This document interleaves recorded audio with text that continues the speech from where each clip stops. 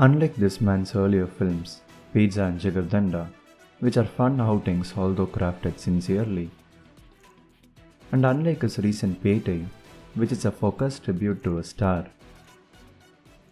Iraivi is a film that stands out to me.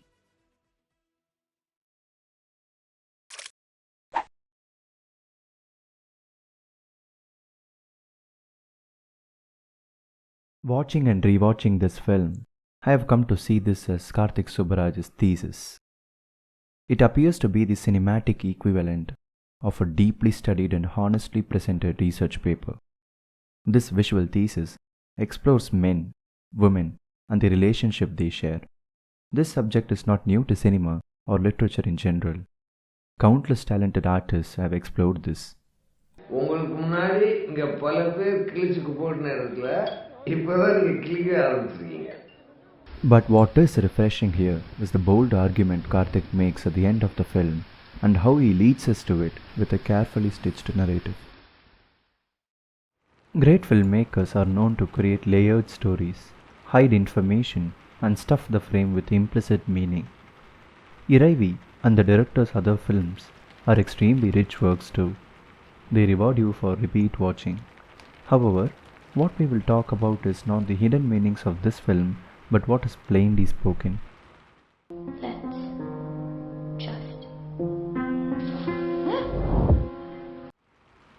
The characters of this film are the most important elements. They drive the story, and their interrelationships form the statement the director wants to make. Let's go over these characters and see how the director has shown us what they are. To start with Arul, he is a filmmaker, but he has turned into an alcoholic, and this has been creating a lot of problems domestically. The reason? His producer is unwilling to release his film. Look in this shot where the frame is filled with cinema. Posters and DVDs make up the backdrop, and appropriately, this is where we learn how much his own mind is filled with his recent film to the point of obsession. Coming to Michael, he works for Arul's family and is almost a part of it. He keeps their shop, attends to the bedridden mother, fights arm in arm with the brothers. Most notably, he is loyal, and this is what motivates his actions throughout the film. We come to realize the height of his loyalty in this scene, where despite his wife's warnings, despite his own commitment not to regroup with Arul and Jagan, he is moved by Arul's words and consents to collaborate for one last job. Look how this change in decision is visually highlighted by a toy turning upside down. And how much loyalty the brothers command over him is shown by this gesture, just like a man petting his faithful dog. Arul, Michael, and others like Michael's uncle and the stubborn film producer are the men of this film. To move away from these characters and look at the big picture, what does the director intend to say through them? Men are impulsive.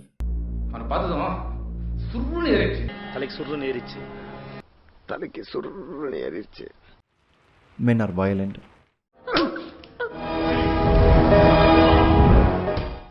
Men are insensitive to others' feelings.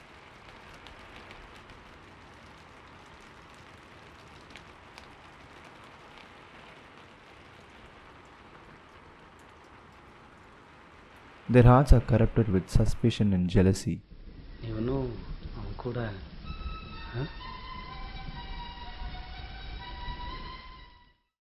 Because of these qualities, they are nicknamed demons. Who is this man here accusing them? Jagan is one of the men in this film. A thief, a conniver. He hatches crooked plans, some to betray his own friends. But there is another side to him. And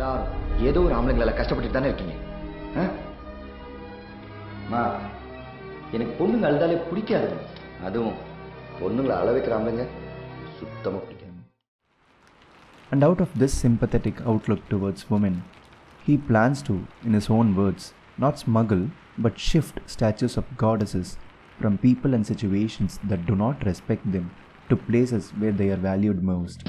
Boss, எப்படி boss? தரந்தாங்க இருக்கு. இம்மை to லெவலுக்கு build up கொடுத்தீங்க. This broken lock used to secure the goddess and the attitude it symbolizes, these are what agonize Jagan. Karthik Subbaraj positions Jagan as the antithesis. This character hopes to lift women out of their misery and let them be themselves, and therefore he is in direct contrast to his father, brother, friend, and the type of men they represent. Enough about men. What about the women of this film? Karthik Subbaraj shares his character's compassion. He tenderly paints a true to real portrait of women by consciously choosing characters across classes, geographies, and ages, and showing them live their life in the world of men. They are simple, not as in simpletons, but in that they do not harbor any complex emotions or characteristics like the obsession of Arul or the destructive impulsiveness of Michael.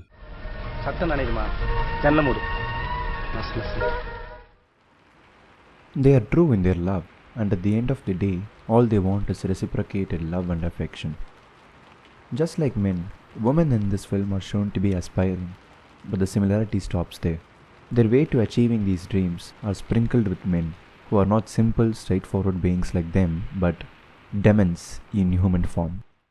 A needless disclaimer here, the director does not mean all men are demonic, but only that the male ego is poisonous and often victimizes our natural partner, women. Karthik analyzes the various forms in which women are subjugated. Some are explicit. Others are implicit, rooted seamlessly in our way of life. They take the form of customs and tradition, which Karthik depicts through the recurrent use of old women. Seen before extensively in Maniratnam's films, which Karthik refers to as his inspirations, these old women stand for a different symbol in Iraivi. They represent the poisonous practice of expecting their own race to become flexible after marriage. Their overt advices and unspoken tenets have the ability to tie down women. When Ponni discovers she is in love with Jagan, because of her upbringing, she chooses to abandon this unsuitable feeling and run away from everyone, and close to the end of the film, reveals how much she has gone under the weight of tradition.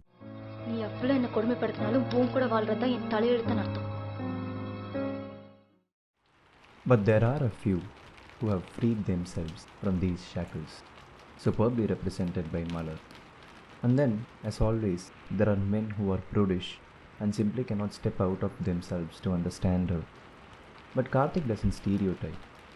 He takes upon himself to examine both sides of the coin and gives us characters like these men who live by their false sense of culture, and also men who are progressive enough to fight against the same culture. Sir, in case கண்ணையே யாராவது love பண்ணிட்டு கொஞ்ச நாள் சந்தோஷமா இருந்துட்டு திருப்பி வந்திருந்தாங்கன்னா கோவலனும் ஏத்துக்கிட்டு புத்தம புருஷனா இருந்திருப்பாரா sir?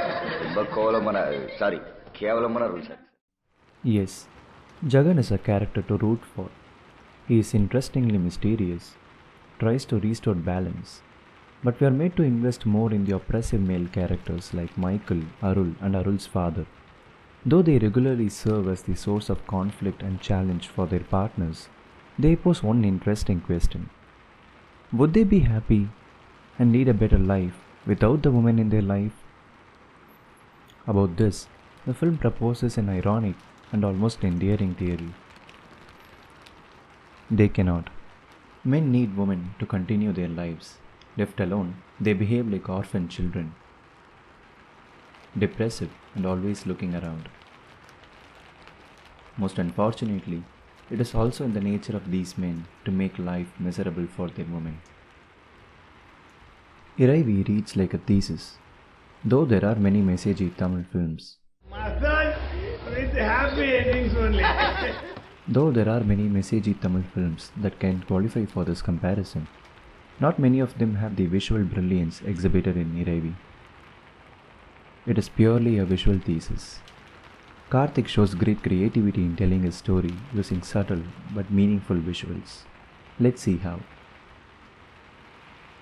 The film is about women and what they are put through by arrogant, insensitive men. Karthik sticks to this theme and uses every opportunity to reinforce this story. How very considerate of him. In the scene where Arul and his wife are facing the prospect of divorce, just by showing this simple action, we are made to understand how they are fundamentally connected despite their own personal troubles. Another fine example of Karthik's visual sense is this. Which we see as Michael is released from his regretful present life, instead of some cliched shot like this, which has been in use since.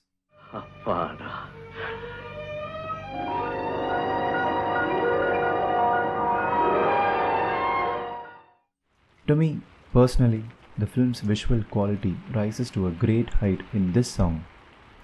It is a psychedelic trip in which Michael sees the woman of his life and other characters avenging the physical and emotional injuries he had inflicted on them. The song is superbly shot inside a temple, with the woman manifesting as angels and goddesses and himself becoming the terrified demon.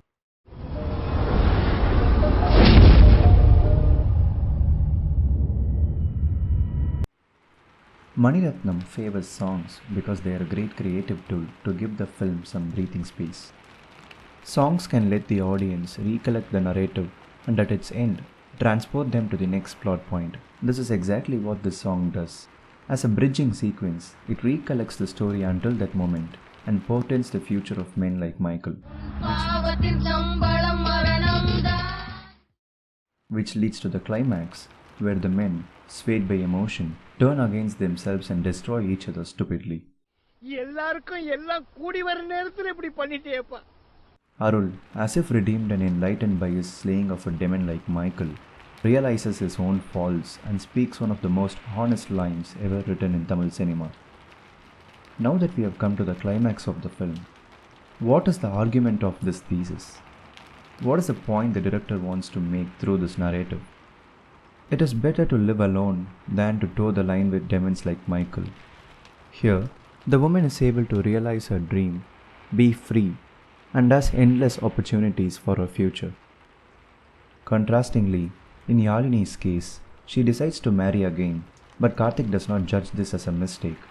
Through this shot, he just thinks aloud that maybe women who marry cannot fully enjoy their freedom in the interdependencies of marriage. To see that such an objective exploration of the male ego has come from a man is inspiring. At Tellable, we focus on telling honest stories and we appreciate how hard it is to craft something genuine and also sincere to itself. Karthik, thank you for this film. Until our next video, this is Team Tellable saying, எவ்வளவு கேவலமான பிறவிங்க இல்ல நம்ம